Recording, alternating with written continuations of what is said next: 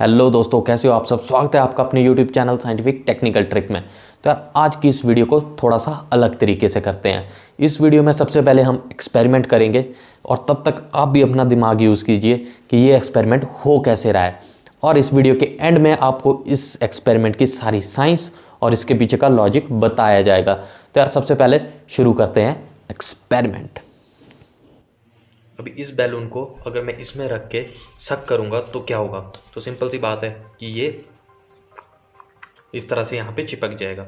लेकिन अगर मैं इसे बाहर की तरफ ब्लो करूंगा, हवा बाहर की तरफ ब्लो करूंगा, तब क्या होगा।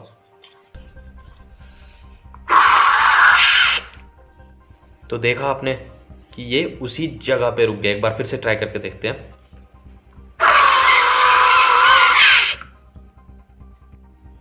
तो अभी यहाँ पे मेरे पास है टिश्यू पेपर। तो अगर इसको मैं यहाँ पे रख के ब्लो करूंगा तो क्या होगा।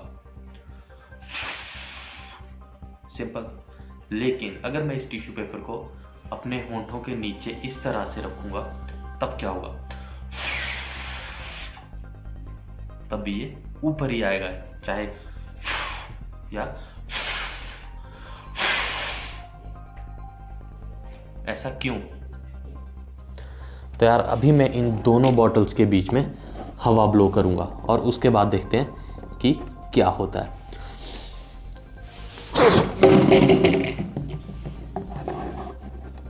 अगर आपने ध्यान से देखा हो कि इनके बीच में क्या हुआ तो आपको समझ में आया होगा कि मैं क्या कहने की कोशिश कर रहा हूं। तो एक बार फिर से ट्राई करके देखते हैं।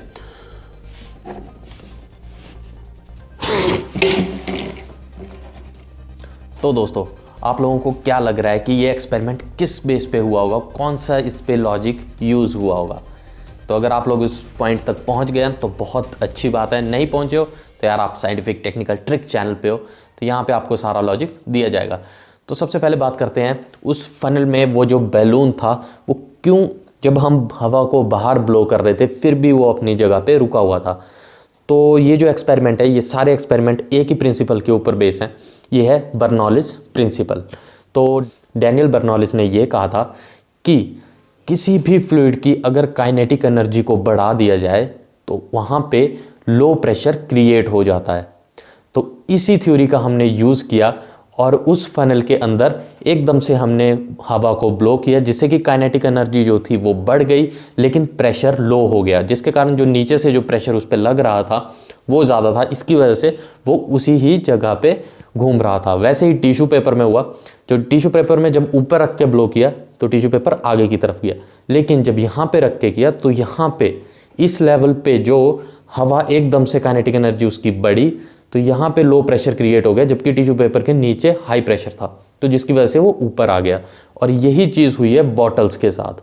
जब बॉटल के बीच में हमने हवा को ब्लो किया है तो उसके साइड में जो प्रेशर था वो ज़्यादा हो गया, जबकि उसके बीच का जो प्रेशर था वो कम हो गया, जिसकी वजह से वो एक दूसरे के पास आ गई। तो यार कई बार आप लोगों ने इंटरनेट पे भी देखा होगा और कईयों ने लाइव भी देखा होगा कि जब तूफान आता है तो उस टाइम पे जो टीन वाले जो घर होते हैं उनकी छतें उड़ जाती हैं। तो वैसा क्यों होता है। तो उस टाइम पे भी यही प्रिंसिपल वहाँ पे यूज़ होता है, क्योंकि उस छत के ऊपर हवा की वेलोसिटी बढ़ जाती है, मतलब काइनेटिक एनर्जी बढ़ जाती है और वहाँ पे लो प्रेशर क्रिएट हो जाता है, जबकि घर के अंदर पॉजिटिव प्रेशर होता है, हाई प्रेशर होता है। तो उसी की वजह से वो छत को ऊपर की तरफ कर देता है और बाकी काम तूफान कर देता है।